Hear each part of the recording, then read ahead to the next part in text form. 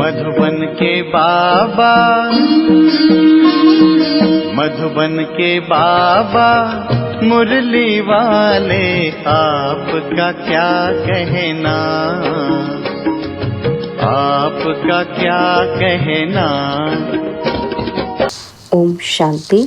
आज 27 जून 2024 के साकार मधुर महावाक्य हैं। आज मीठे मीठे बाप दादा बोले, मीठे बच्चे, तुम्हें शरीर से अलग होकर बाप के पास जाना है। तुम शरीर को साथ नहीं ले जाएंगे, इसलिए शरीर को भूल आत्मा को देखो।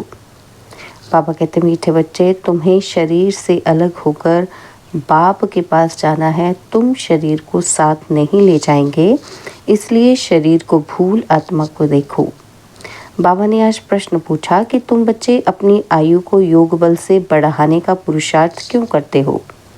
तो उत्तर में बाबा ने समझाया, क्योंकि तुम्हारी दिल होती है कि हम बाप द्वारा सब कुछ इस जन्म में जान जाएं, बाप द्वारा सब कुछ सुन लें, इसलिए तुम योग बल से अपनी आयु को बढ़ाने का पुरुषार्थ करते हो।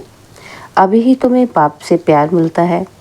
ऐसा प्यार फिर सारे कल्प में नहीं मिल सकता। बाकी जो शरीर छोड़कर चले गए उनके लिए कहेंगे ड्रामा। उनका इतना ही पाठ था। ओम शांति। बच्चे जन्म जन्मांतर और सत्संगों में गए हैं और यहाँ भी गए हैं। वास्तव में इसको भी सत्संग ही कहा जाता है। सत्य का संग तारे। बच्चों के दिल में आता है कि हम पहले भक्ति मार्ग के सत्संगों में जाते थे और अभी यहाँ बैठे हैं। रात दिन का फर्क भासता है। यहाँ पहले पहले तो बाप का प्यार मिलता है, फिर बाप को बच्चों का प्यार मिलता है। अभी इस जन्म में तुम्हारी चेंज हो रही है। तुम बच्चे समझ गए हो कि हम आत्मा हैं, न कि शरीर। शरीर नहीं कहेगा कि हमारी आत्मा, आत्मा कह सकती है हमारा शरीर। अब बच्चे समझते हैं कि जन्म जन्मांतर तो वह साधु संत महात्मा आदि करते आए और आजकल फिर फैशन पड़ा है। साईं बाबा, मेहर बाबा, वह भी सब जिस्मानी हो गए। जिस्मानी प्यार में सुख तो होता ही नहीं है। अभी तुम बच्चों का है रूहानी प्यार। रात दिन का फर्क है। यहाँ तुमको समझ मिलती है और वहाँ तो बिल्कुल ही बेसमझ हैं। तुम अभी समझते हो कि बाबा आकर के हमको पढ़ाते हैं। वह सबका बाप है। मेल तथा फीमेल सब अपने को आत्मा समझते हैं। बाबा बुलाते भी हैं कि हे बच्चों। बच्चे भी रिस्पॉन्स करेंगे कि यह है बाप और बच्चों का मेला। बच्चे जानते हैं कि यह बाप और बच्चों का आत्मा और परमात्मा का मेला एक ही बार होता है। बच्चे बाबा बाबा कहते रहेंगे। बाबा अक्षर बहुत मीठा है। बाबा कहने से ही वर्षा याद आएगा। तुम छोटे तो नहीं हो। बाप की समझ बच्चों को जल्दी पड़ती है। बाबा से क्या वर्षा मिलता है वह छोटा बच्चा तो समझ ना सके। यहाँ तुम जानते हो कि हम बाबा के पास आए हैं। बाप कहते हैं, हे बच्चों, तो इसमें सब बच्चे आ गए। सब आत्माएं घर से यहाँ आती है पार्ट बजाने। कौन कब पार्ट बजाने आते हैं यह भी बुद्धि में है।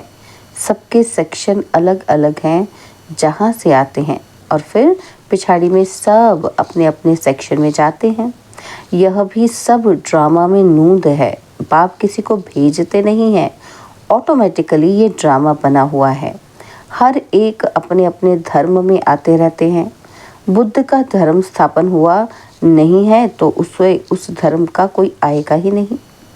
पहले पहले सूर्यवंशी चंद्रवंशी ही आते हैं जो बाप से अच्छी रीति पढ़ते हैं। वही नंबरवार सूर्यवंशी चंद्रवंशी में शरीर लेते हैं। वहाँ विकार की तो बात नहीं। योग बल से आत्मा आकर गर्भ में प्रवेश करती है। उससे समझेंगे कि मेरी आत्मा इस शरीर में जाकर प्रवेश करेगी। बूढ़े समझते हैं कि हमारी आत्मा योग बल से जाकर ये शरीर लेगी। मेरी आत्मा जब पुनर्जन्म लेती है, वह बाप भी समझते हैं कि हमारे पास बच्चा आया है। बच्चे की आत्मा आ रही है जिसका साक्षात्कार होता है। वह अपने लिए समझते हैं कि हम जाकर दूसरे शरीर में प्रवेश करते हैं। यह भी विचार उठते हैं ना, तो ज़रूर वहाँ का कायदा होगा। बच्चा किस आयु में आएगा वहाँ तो सब रेगुलर चलता है ना। वह तो आगे चल महसूस होगा, सब मालूम पड़ेगा। ऐसे तो नहीं कि 15-20 वर्ष में कोई बच्चा होगा जैसे यहाँ होता है। नहीं, वहाँ आयु 150 वर्ष की होती है, तो बच्चा तब आएगा जब आधा लाइफ से थोड़ा आगे होंगे। उस समय बच्चा आता है, क्योंकि वहाँ आयु बड़ी होती है। एक ही तो बच्चा आना होता है, फिर बच्ची भी आनी है, कायदा होगा। पहले बच्चे की, फिर बच्ची की आत्मा आती है। विवेक विवेक कहता है कि पहले बच्चा आना चाहिए, पहले मेल और पीछे फीमेल। 8-10 वर्ष देरी से आएंगे। आगे चल तुम बच्चों को सब साक्षात्कार होना है। कैसे वहाँ की रस्म रिवाज है, ये सब बातें नई दुनिया की बाप बैठ समझाते हैं। बाप ही नई दुनिया स्थापन करने वाला है। रस्म रिवाज भी ज़रूर सुनाते जाएंगे, आगे चल बहुत सुनाएंगे, और तब साक्षात्कार होते रहेंगे। बच्चे कैसे पैदा होंगे कोई नई बात नहीं। तुम तो ऐसी जगह जाते हो जहाँ कल्प कल्प जाना ही पड़ता है। बैकुंठ तो अब नज़दीक आ गया है, अब तो बिल्कुल नज़दीक ही आकर पहुँचे हो। हर एक बात तुमको नज़दीक देखने आएगी। जितना तुम ज्ञान योग में मजबूत होते जाएंगे, अनेक बार तुमने पाठ बजाया है और अभी तुमको समझ मिलती है, जो ही तुम साथ ले जाएंगे। वहाँ की क्या रस्म रिवाज होगी सब जान जाएंगे। शुरू में तुमको सब साक्षात्कार हुए थे, उस समय तो अर्जुन तुम अल्फ बे पढ़ते थे। फिर लास्ट में भी ज़रूर तुमको साक्षात्कार होने चाहिए। सो बाप बैठ सुनाते हैं, वह सब देखने की चाहना तुमको यहाँ होगी। समझेंगे कहीं शरीर न छूट जाए, सब कुछ देख कर जाए। इसमें आयु बढ़ाने के लिए चाहिए योग बल। जो बाप से सब कुछ सुने, सब कुछ देखे। जो पहले से गए उनका चिंता नहीं करना चाहिए, वह तो ड्रामा का पार्ट है। तकदीर में नहीं था ज़्यादा बाप से लव लेना, क्योंकि जितना जितना तुम सर्विसेबल बनते हो तो बाप को बहुत बहुत प्यारे लगते हो। जितना सर्विस करते हो, जितना बाप को याद करते हो, वह याद जमती रहेगी। तुमको बहुत मज़ा आएगा। अभी तुम बनते हो ईश्वरीय संतान। बाप कहते हैं तुम आत्माएं हमारे पास थी ना, तो भक्ति मार्ग में मुक्ति के लिए बहुत परिश्रम करते हैं।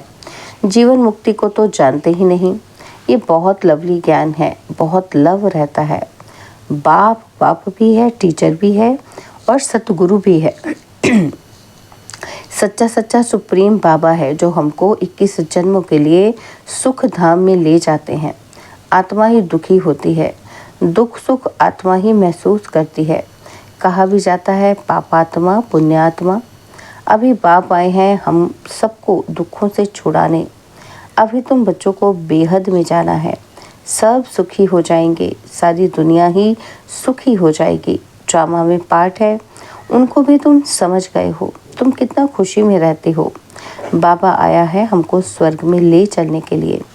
हम सब आत्माओं को स्वर्ग में ले जाएंगे। बाप धैर्य देते हैं, मीठे मीठे बच्चों, मैं तुमको सब दुखों से दूर करने आया हूँ। तो ऐसे बाप से कितना प्यार होना चाहिए। सभी संबंधों ने तुमको दुख दिया है, यह है ही दुखदाई संतान। तुम दुखी होते दुख की ही बातें सुनते आए हो। अब बाप सब बातें समझा रहे हैं, अनेक बार समझाया है और चक्रवर्ती राजा बनाया है। तो जो बाप हमको ऐसा स्वर्ग का मालिक बनाते हैं, उन पर कितना प्यार होना चाहिए। एक बाप को ही तुम याद करते हो, सिवाय बाप के और कोई से संबंध नहीं। आत्मा को ही समझाया जाता है। हम सुप्रीम बाप के बच्चे हैं। अब जैसे हमको रास्ता मिला है, फिर औरों को भी सुख का रास्ता बताना है। तुमको सिर्फ आधा कल्प के लिए ही नहीं, पौना कल्प के लिए सुख मिलता है। तुम पर भी कई कुर्बान जाते हैं, क्योंकि तुम बाप का संदेश बताकर सब दुख दूर कर देते हो। तुम समझते हो इन्हें भी, ब्रह्मा को भी ये नॉलेज सुप्रीम बाप से मिलती है। ये फिर हमको पैगाम देते हैं और हम फिर औरों को पैगाम देंगे। बाप का परिचय देते समय बच्चों को जगाते रहते हैं अज्ञान नींद से।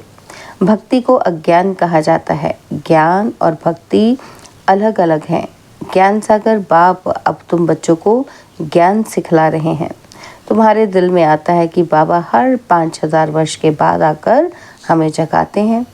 हमारा जो दीवा है उनमें घृत बाकी थोड़ा जाकर रहा है, इसलिए अब फिर ज्ञान घृत डाल दीप जगाते हैं। जब बाप को याद करते हैं तो आत्मा रूपी दीप प्रज्वलित होता है। आत्मा में जो कट चढ़ी हुई है वह उतरेगी बाप की याद से। इसमें ही माया की लड़ाई चलती है। माया घड़ी घड़ी भुला देती है और कट उतारने के बजाय चढ़ती जाती है, बल्कि जितना उतरी थी उससे भी जास्ती चढ़ जाती है। बाप कहते हैं, बच्चे मुझे याद करो तो कट उतर जाएगी। इसमें मेहनत है। शरीर की कशिश ना हो, देही अभिमानी बनो। हम आत्मा हैं, बाबा के पास शरीर सहित तो जा नहीं सकेंगे। शरीर से अलग होकर ही जाना है। आत्मा को देखने से कट उतरेगी, शरीर को देखने से कट चढ़ती है। कभी चढ़ती कभी उतरती, ये चलता रहता है। कभी नीचे कभी ऊपर, ये बड़ा नाजुक रास्ता है। ये होते होते पिछाड़ी में कर्मातीत अवस्था को पाते हैं। मुख्य हर बात में आंखें ही धोखा देती हैं, इसलिए शरीर को ना देखो। हमारी बुद्धि शांति धाम सुख धाम में लटकी हुई है और दैवी गुण भी धारण करने हैं। भोजन भी शुद्ध खाना है, देवताओं का पवित्र भोजन है। वैष्णव अक्षर विष्णु से निकला है। देवता कभी गंदी चीज थोड़ी खाते होंगे। विष्णु का मंदिर है जिसको नर नारायण भी कहते हैं। अब लक्ष्मी नारायण तो साकारी ठहरे, उनको 4 भुजा होनी नहीं चाहिए, परंतु भक्ति मार्ग में उनको भी 4 भुजा दी है। इसको कहा जाता है बेहद का अज्ञान। समझते नहीं कि 4 भुजा वाला कोई मनुष्य तो हो नहीं सकता। सत्युग में 2 भुजा वाले होते हैं। ब्रह्मा को भी 2 भुजाएं हैं। ब्रह्मा की बेटी सरस्वती, उनको फिर मिलाकर 4 भुजा दी है। अब सरस्वती कोई ब्रह्मा की स्त्री नहीं है, यह तो प्रजापिता ब्रह्मा की बेटी है। जितने बच्चे एडॉप्ट होते जाते हैं उतनी इनकी भुजाएं बढ़ती जाती हैं। ब्रह्मा की ही 108 भुजाएं कहते हैं, विष्णु व शंकर की नहीं कहेंगे।